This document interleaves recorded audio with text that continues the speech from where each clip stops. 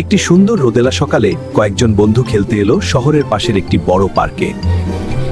বন্ধুরা দৌড়ঝাঁপ শুরু করলো, কেউ বল খেলছে, কেউ দোলনায় দোল খাচ্ছে, আবার কেউ লুকোচুরি খেলছে। বন্ধুরা রঙিন প্রজাপতির পেছনে দৌড়াতে লাগলো।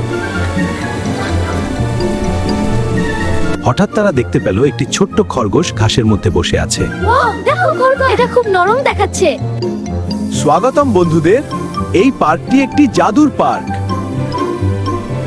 বন্ধুরা খরগোশ আর কাঠবিড়ালির সাথে আর লুকোতে খেলি দাও। হ্যাঁ, এটা অনেক মজা, আবার খেলি। হঠাৎ একটি কুকুরছানা বলটি নিয়ে আবার তাদের কাছে ফিরিয়ে দিল। সবাই হেসে উঠল। হঠাৎ আকাশ মেঘলা হয়ে গেল এবং বৃষ্টি শুরু হলো। সবাই গাছের নিচে বসে গান গাইলো আর ককার গল্প করলো।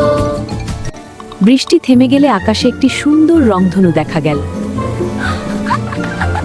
সন্ধ্যা হয়ে এলে বন্ধুরা পশু পাখিদের বিদায় জানিয়ে বাড়ি ফিরল। তাদের মনে হলো আজ তারা নতুন অনেক বন্ধু পেয়েছে।